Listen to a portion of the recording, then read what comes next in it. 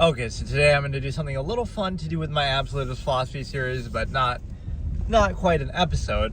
But this is kind of something interesting I did in a couple different games and scenarios, and just in and of itself, whether it be short stories or like it's taking my Absolutist philosophy, obviously, which is my creation from my old debate format, and obviously a lot of those logical razors and terms that I came up with in doing that.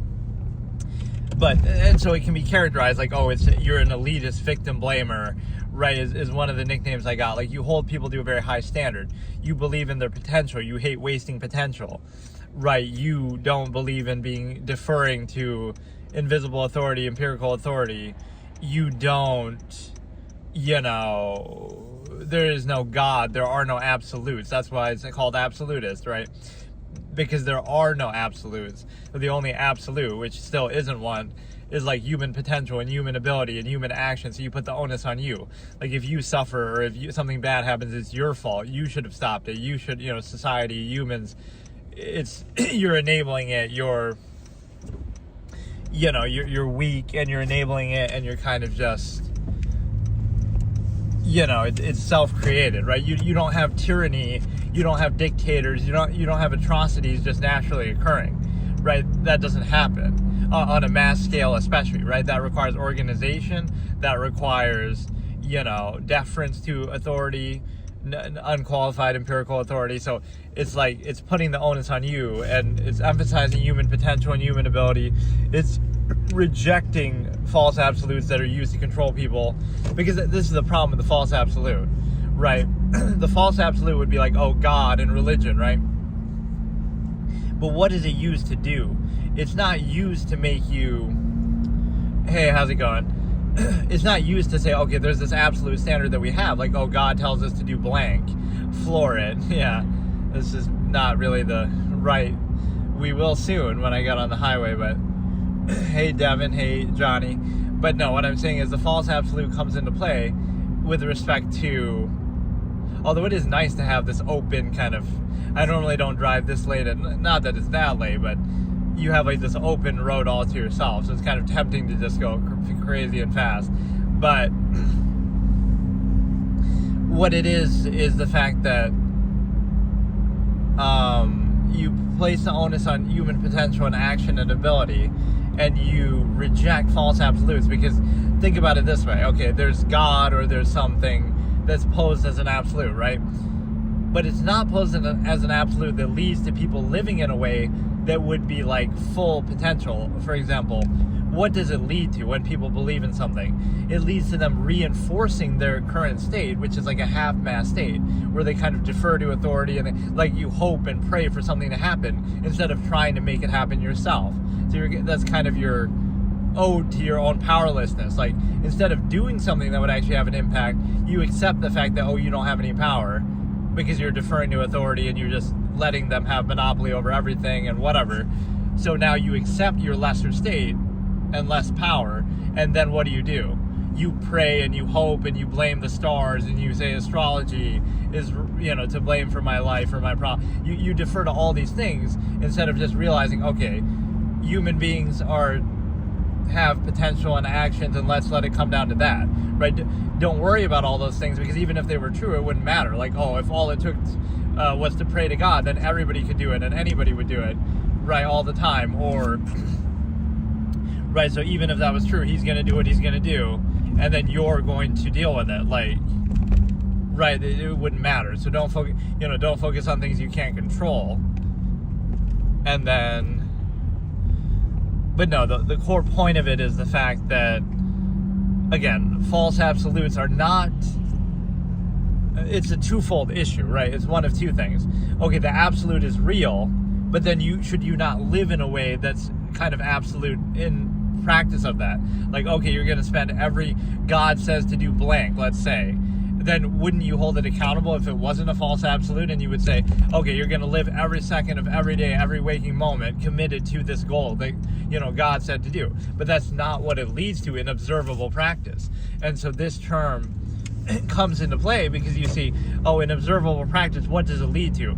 It leads to peasants working for the promises of heaven, or it leads to some half-mass aversive state where people are in like a tame, trained state like animals, and it's a way to counter the, human self-actualizing ability to think and be self-aware and have greater intelligence than animals. That's really all it is. It's a counter to that. Whether it be religion or other false absolutes, belief systems, morality, gratification, social contrivance, they're all ways to counter thought that would otherwise not have you be in an inhibited state, right, uniformly controlled as like a mass collective herd of people. So you may think it's something positive, but that's really all it is. I mean, I can state it bluntly like that, right? Religion and God and belief systems and morality and all these things, not that they can't have their uses. Hey, how's it going?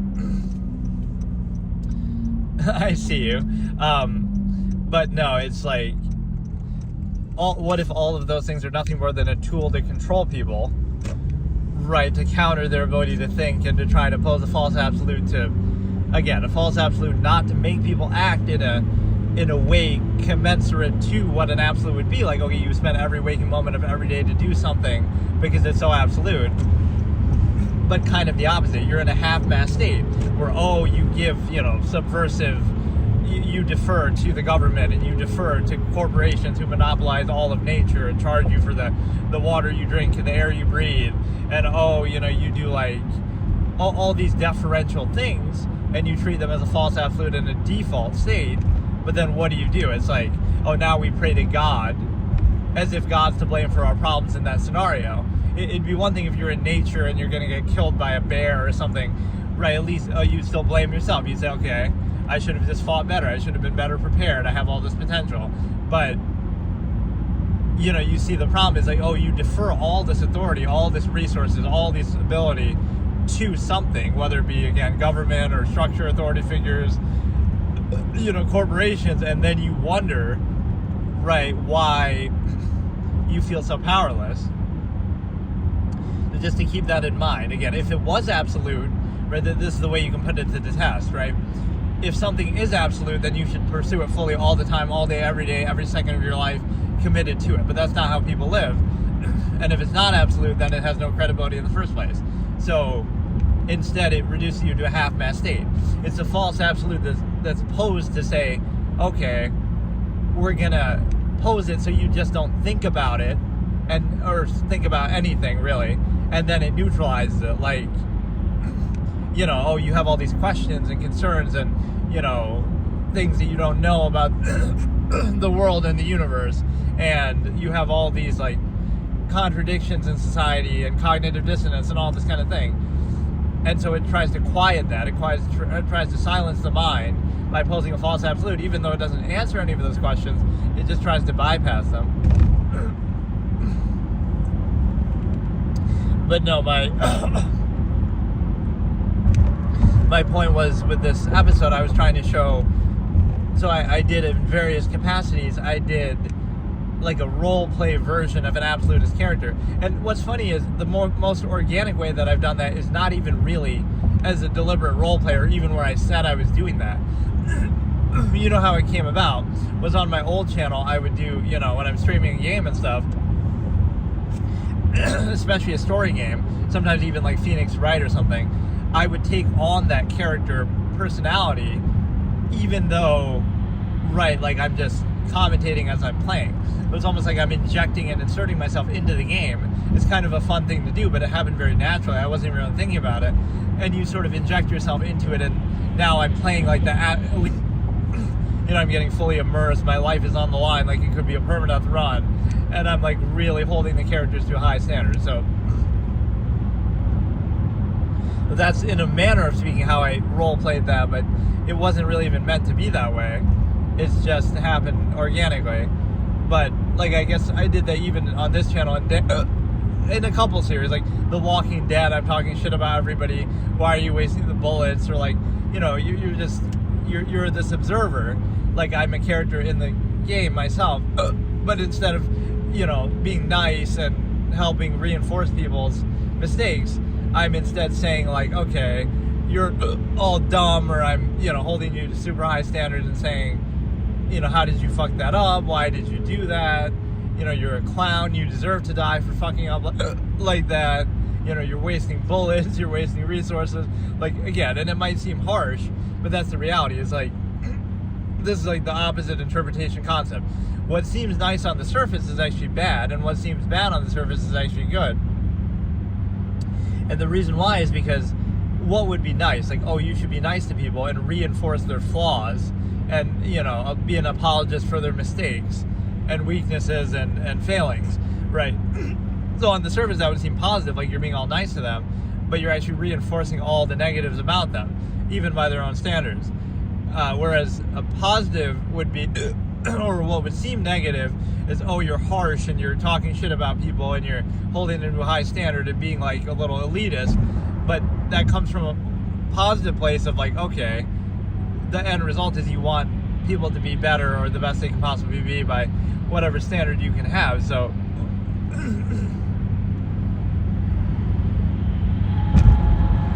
right, so would you rather be dishonest, be artificial and dishonest to reinforce and make everybody feel happy on the surface? Or, so why is honesty a negative? Why are appearances so important, as if to cover up for something? So what happens is the fact that, again, I would sort of insert myself into character that way a bit. I maybe did that with my Danganronpa playthrough on this channel. It's like sort of an incredulous thing. Like, how can you people be so stupid? Or you know what I did that would have been, probably should get me banned, even though it was kind of a fortuitous thing. I'm playing Life is Strange, right? Story games definitely bring it out more. But I would do it in a lot of things, just...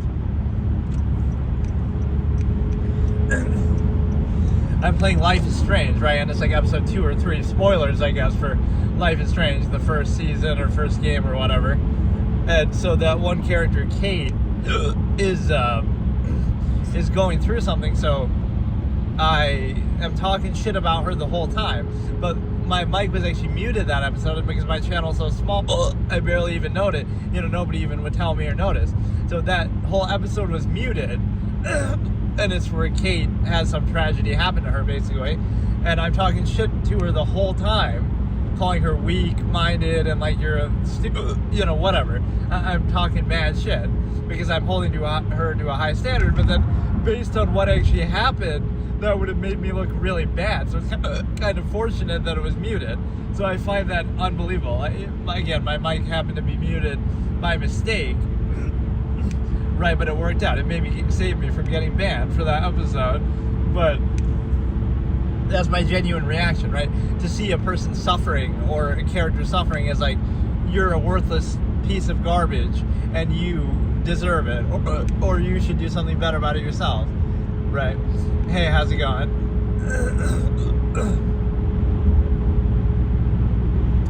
But yeah, getting back to my RP stuff. So one of the good things I did on this channel that was similar to that, I guess I did a political compass test as from an absolutist point of view.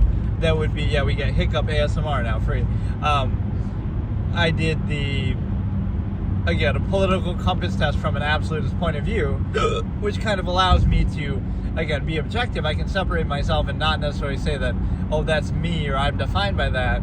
Right, it's just something that I'm posing as a school of thought, but it doesn't mean that, right, like you can't define yourself fully by something like that. Or one of the cool philosophies, this is kind of off topic, but is like my principle of streaming. Like there's two or three lessons that you can learn, right? Let me take advice from a shitty low viewer streamer, who's done content for 10 years and has nothing to really show for it, but I've enjoyed it and there's a lot of good moments and takes in there, kind of building up, certain thought processes that I can draw upon at any time, like the absolutist philosophy thing. But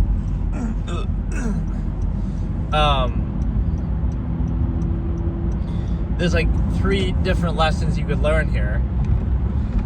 One of them is like, do a stream as if you're doing a Let's Play. So like you're doing it for the sake of doing it. You're not doing it because, oh, you're waiting for somebody to come and chat. Like some people have that mindset. They'll be like, oh, there's nobody watching, 0 viewers, so like you're not even gonna say anything, and then you'll wait, and then you'll react to somebody coming in and saying something in chat.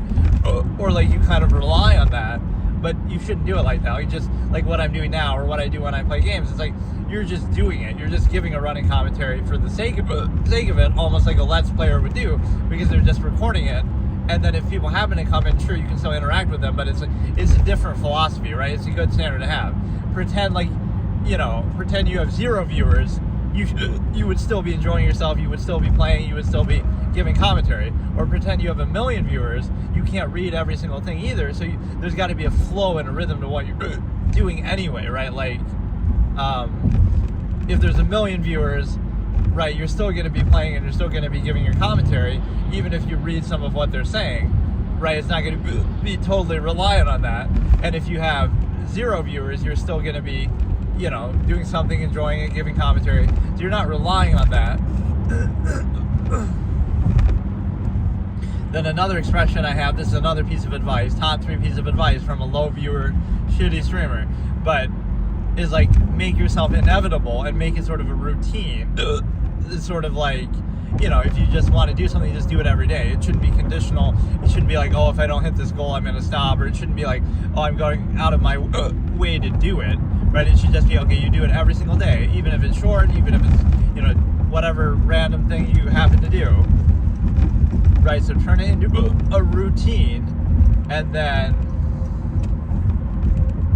right, whatever it is you're passionate about, you want to write a book, write 1 page a day, even though I've failed miserably to follow that advice myself, that I probably should have done. It's a good practice just to have, because it's like sort of, I would use this expression, like paralyzed by perfectionism. It's like you want it to be so perfect, and your standard is so high and elitist that you don't even do it at all, right? It's not that you can't do it or, right, do something somewhat substantial or valuable. It's like, that's what most people do. They either don't have the freedom or time to even try, or they don't even allow themselves to try because, oh, it's not going to be good enough.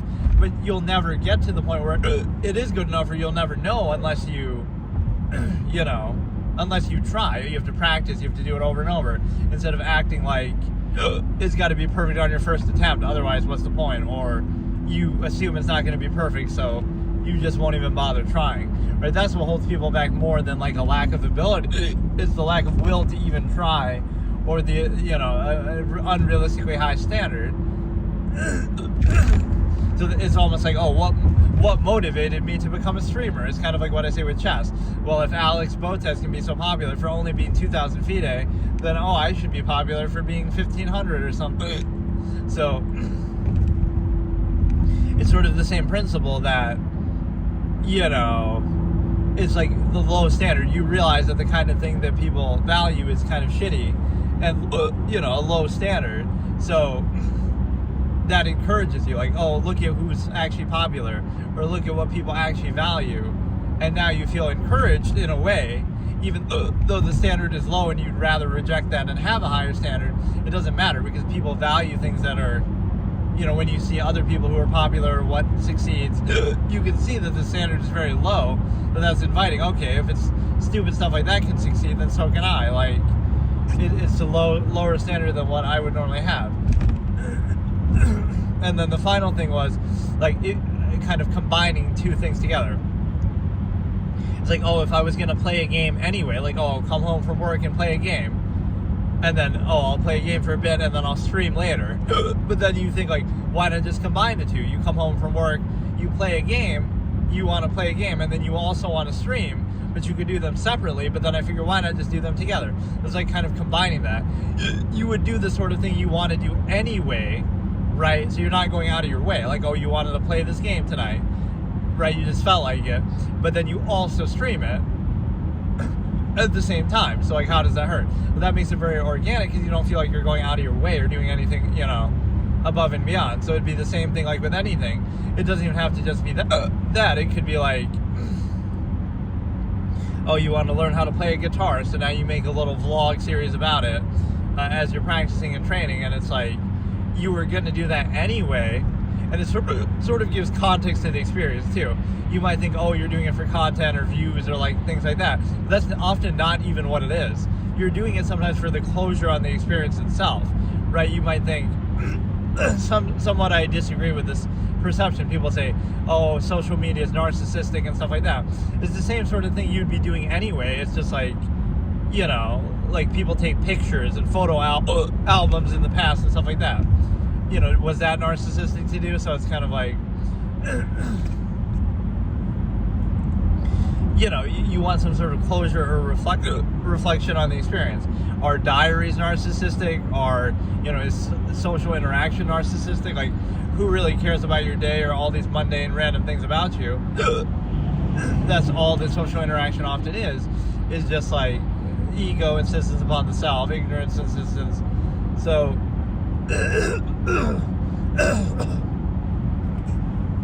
that's kind of the problem, is that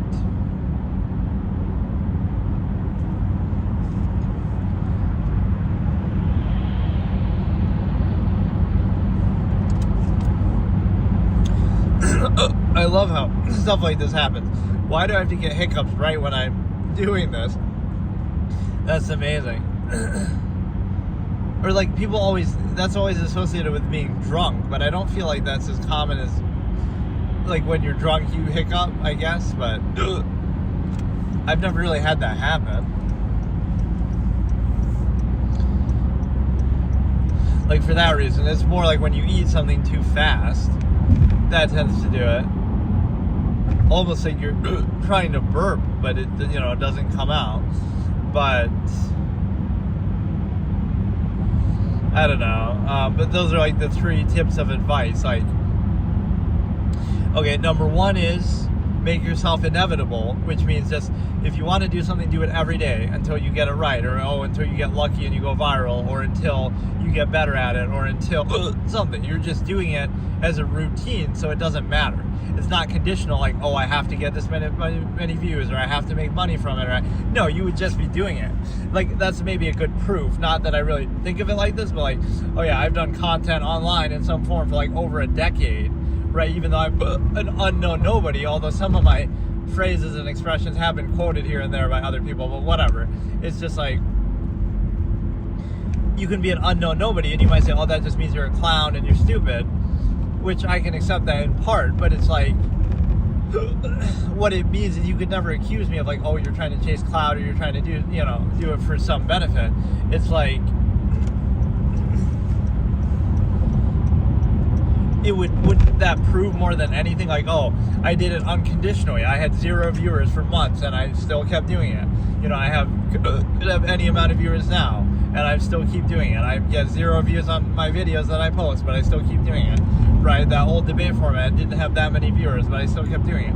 Like, when somebody does that for over 10 years, or even just on this channel for like 4 years, right? You've done for 4 years and you have 300 subscribers. Like, you're not really getting a huge growth out of it, but yet I still wanted to do it. So that's a certain credibility to show, like, oh, you're not doing it for any reason. You're just doing it because you want to do it. So again, make yourself inevitable. If you want to do something, do it as a routine. Do it every day, even if for a short period of time. That should be a rule for everybody. Right? Instead of watching TV, or instead of doing something, you know, basic, dumb like that, you know, take that 1 hour a day. Everybody, everywhere in the world, take 1 hour a day and do something you're passionate about, whatever it might be, and maybe even make a record of it, to make a video of yourself doing it. But it's just like,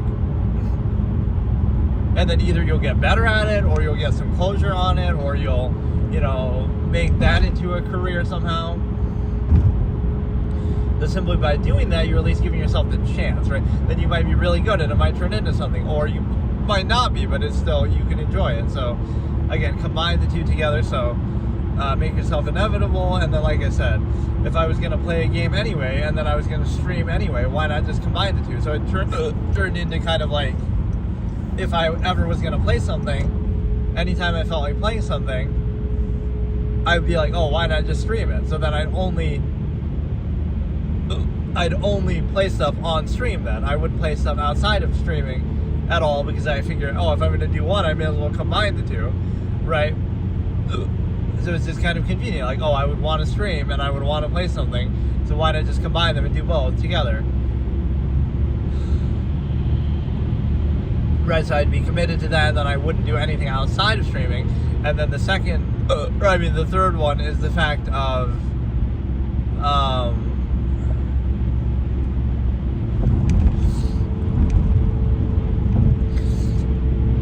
yeah, don't be reliant on the reaction either. Like, oh, you post a video and it gets 0 views. And like, I was kind of discouraged by that too. That's why I didn't really post to YouTube, or that's what I assumed. Like, it's a preconceived fallacy. Like, oh, nobody's gonna watch this anyway, so then you don't bother posting it. But if you don't build it, they won't come. Like, at some point you have to just keep putting stuff out and then eventually see what sticks. But you know, you can't have the attitude like, oh, I'm an unknown person with 0 subscribers, so who's gonna watch me? But if you think like that, then you'll always have 0. You know, it'll never change. So this or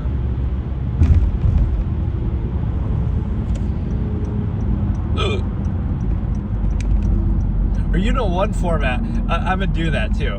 When I start my traveling thing, Speed Does America, the bootleg version, right, where he goes like every state.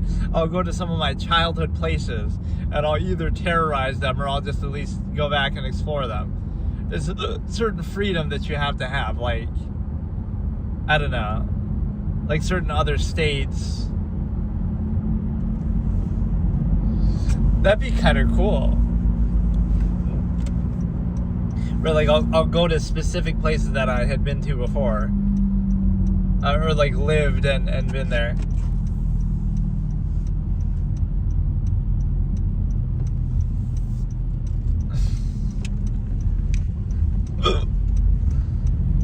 But no, what I was saying is the fact that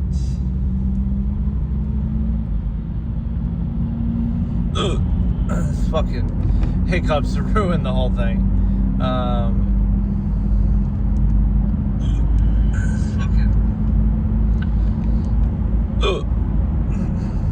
I don't know if people prefer the nighttime or the daytime view. I would probably say the daytime should be better because, oh, I had my high beam on the whole time. I didn't realize.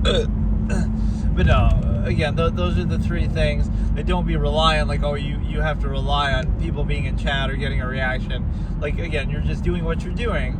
There could be 0 people in there. You're still giving a running commentary. You're still playing. You're still enjoying doing it like a let's play. Or you have 1 million people in there and you're still not relying completely on that or reacting to it. You're just doing it.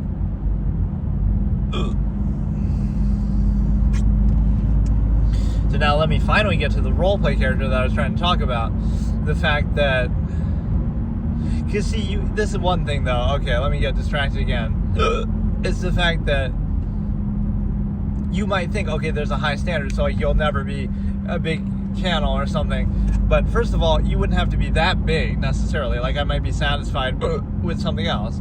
Like, I you know, oh, I don't have to be XQC and like some, you know, millions of followers. You could just be like 1% of that, and that might be still good enough to make a living or to be happy, right? Just, you know, a couple hundred viewers at a time, or you know, a couple thousand subscribers. So, right, you could compare yourself to those people, but then you say you don't have to be that successful. If XQC makes hundreds of millions of dollars, right, I'd be fine with just 1, right? Just be fine with a couple thousand, you know. It doesn't mean you need that. So you could, it could discourage you or it could encourage you. It could say, well, you'll never be like them. You'll never be as big as them. So that's intimidating. But it could actually be the opposite. It's like, if they can be that big, you're trying to tell me I can't do 1% of what XQC does, right? And then the second thing is kind of like the standard. You have to understand the nature of the process. One of my expressions I always use. What is it that makes a lot of people in the content space or streaming or whatever, what makes them actually famous? Or even in society, entertainment stuff, is it that they're really good at something, which is true in some cases. There's an overlap, like Hikaru and stuff, but even then it's not really the reason why, because, oh, Benjamin Feingold is less popular than the Botez sisters or whatever. But it's not just about that, right? Like being good at something. But either it's that or it's something else. So you realize, oh, why is somebody popular? Any of these big streamers or somebody, and you almost couldn't explain it. That's the sad part. You almost couldn't explain it because you'll say, it's just random, right? There's no real criteria. Oh, they're funny, but there's a lot of people who could be funny, or it's kind of subjective. You know, there's no way to, you know, cult of personality, exposure basis. There's no real standard behind it.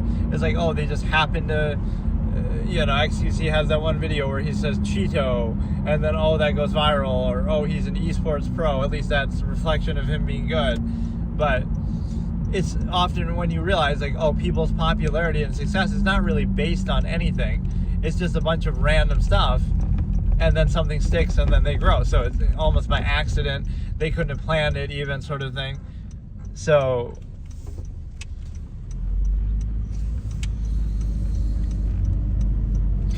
what that means is that, or let's look at the functionless fallacy for a second. Like, oh, people stopping at a red light even if nobody's there, or like, you know, you getting pulled over if you don't do that exact way. That's like a basic psychological fallacy of, like, you would value doing something that doesn't serve a purpose, and you would neglect things that do, right? So it's not a true value state, or it's kind of like, you know, you would just,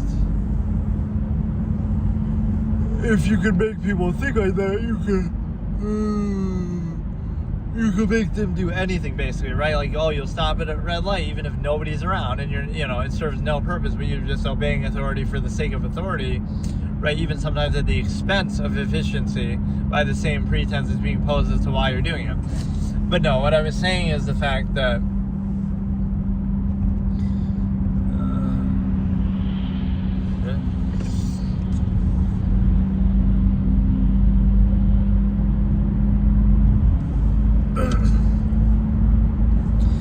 what I was saying is the fact that,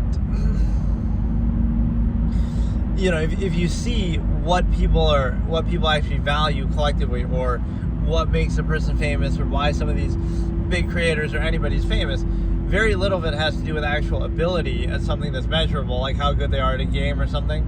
Some people are like that, but a lot of it's just an overlap, cult of personality, or, you know, other things, exposure. So the best way to understand there is, in my case, it's kind of ironic, because it's like the self-awareness of how stupid some of the process is. Like, why would anybody care about this, or why would anybody, you know, value it? But I think people, even as they're consuming the content, they don't even care, right? It's kind of an uncritical mass of mindless sheep kind of a thing. They're just doing it. They're not even aware themselves of what they're valuing or why they're valuing it. So it's kind of very surface level. Like, oh, it's a stimuli acme thing. It's like, oh, there's a pretty girl, or oh, it's a cult of personality. Like, it's very low standard, because it's just escapism and entertainment. So it's not only is it not held to a standard, I don't think people even understand what it is that they're valuing or reacting to. They're just doing it on a very surface initial level without thinking about it. So they're controlled by it instead of being in control of it. But the other thing is the fact that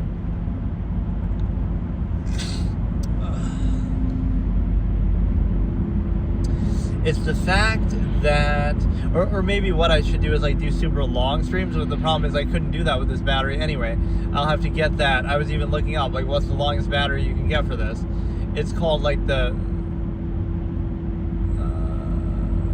something bat, star bat, or whereas it's like a 24-hour thing for that'll last for the Starlink. But the funny thing is, it's $1,000. So the battery that'll last obviously like a whole day worth on this. Mine lasts like 2 to 3 hours, 2 hours or so, which is fine. But that's $1,000. But the Starlink Mini itself, and it's made specifically for that, the Starlink Mini itself is only $300, and that's $1,000. So the battery is 3 times the cost of the actual thing itself.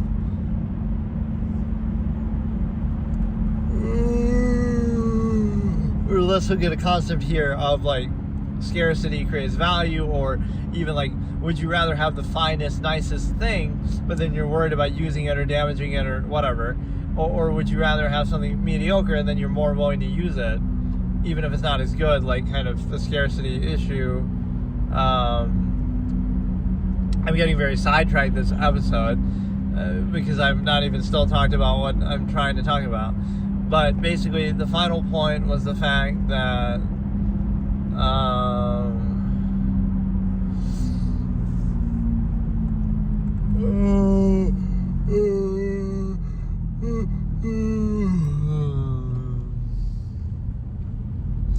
this is like the most lazy, kind of comfortable way, though, that I could have ever streamed. Like, I've reduced it to such a fine science of like oh, if I don't feel like actually playing a game, or I don't feel like sitting down and doing something, or, you know, I'm literally doing something I would be doing anyway, like driving my car, and I just happen to be doing this, right? Like, it's very, it is kind of a good way to do it, you know, in terms of laziness.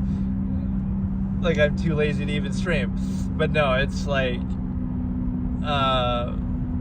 you know, getting the Starlink Mini thing, getting the battery, getting all this set up.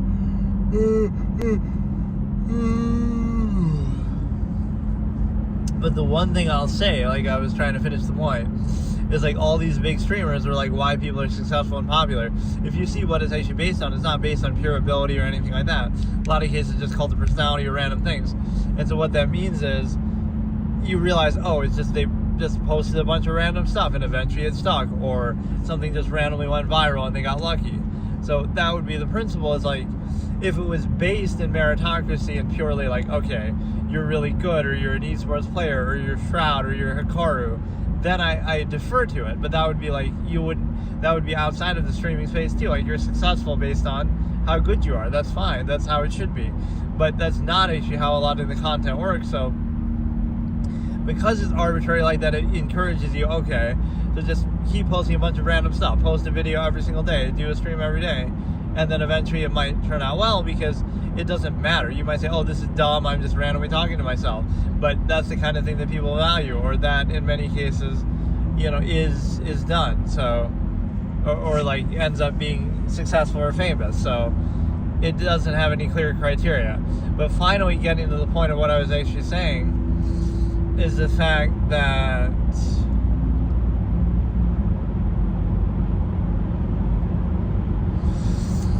is a simple fact of this RP character. So when did I just most recently do it? Okay, on this channel, I did the political compass test from an absolutist point of view, which I guess can count as roleplay in a way, because I'm not saying I am that, or that those are my views, but it just means that's what they would be if I was an absolutist. And then in this case, yeah, this is why I shouldn't even do it at night, because I get too tired now.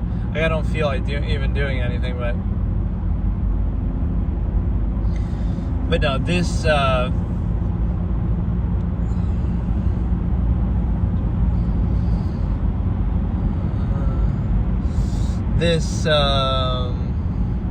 roleplay character, again, I did the political compass test, but then I also did GTA RP, which I should almost turn into a series, or do a funny character with that, because it was so on the nose. I have a couple of videos on my second channel of me doing that. So I'm doing GTA RP as my absolutist philosopher character.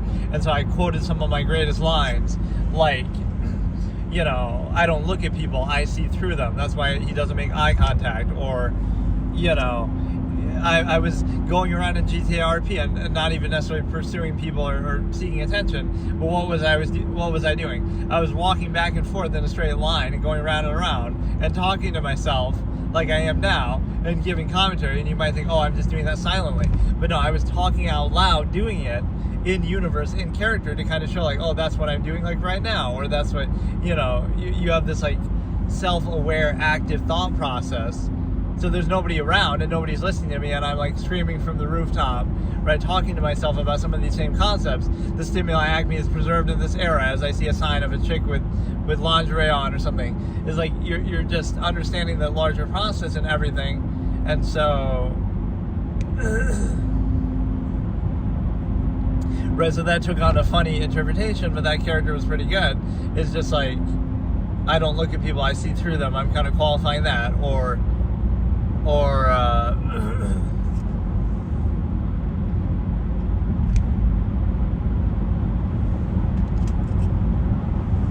yeah, even like with storytelling in movies, and you say the most successful aren't based on how good they are, how well written they are necessarily, but based on effects and connections and different, you know, superficial things. But no, getting back to the final point is, yeah, that RP character, like we're walking around, we're talking to ourselves, we're doing kind of similar to what I'm doing now in real life. Like, you have this very active mind and active awareness of the larger process at work and everything like this. And so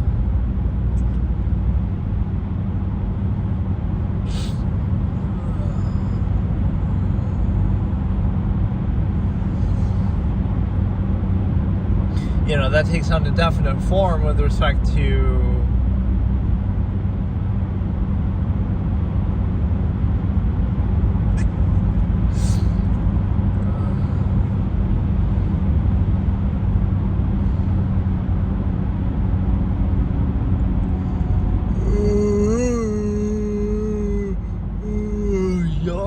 hiccup ASMR. Or I could always react to videos even in doing these sessions, but then I wouldn't actually show the video. But yeah, and this cuts down on my editing and stuff too, because I don't really have to do anything with that. I just combine like a week's worth of episodes once a week, and I upload that on my second channel. But I mean, they're already auto-uploaded too, so that's like the real clincher for like YouTube over Twitch, though, is like if it benefits like Twitch, I'm gonna lose my affiliate on Twitch probably too, because I just haven't even been streaming on there. But no, it's like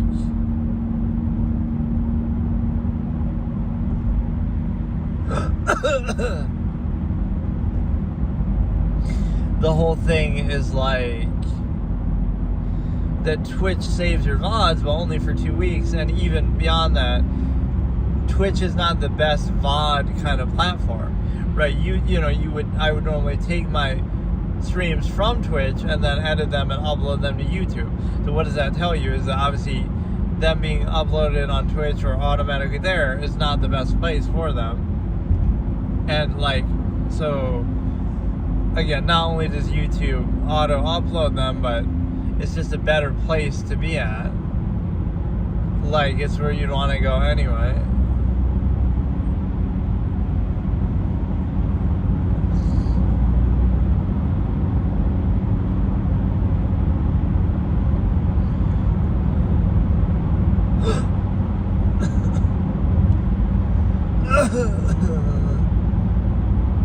But no, again, the Absolutist roleplay character. So again, just imagine the dude's walking back and forth, talking to himself, observing the fallacies of society and the stimuli acme being preserved in this era.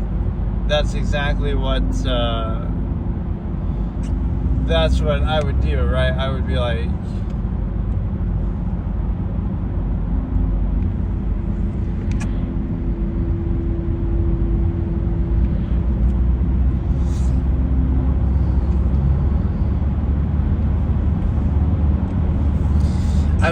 again, you're pacing up and down, you're talking to yourself constantly. You are, it could be similar to like McConnell's guy sitting on the bench, but it would be more like, again, you're talking to yourself, so you are the content, you don't need anybody else.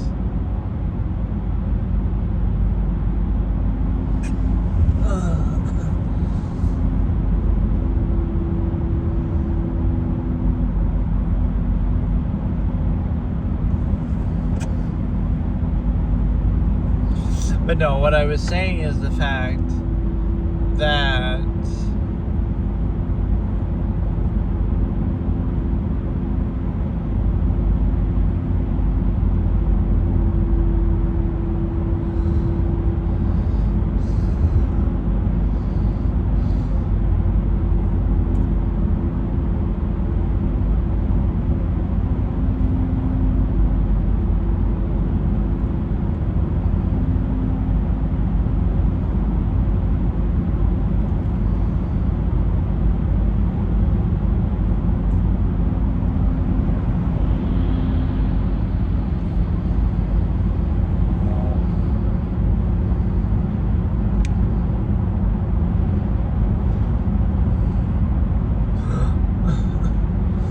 basically what I'm saying is the fact that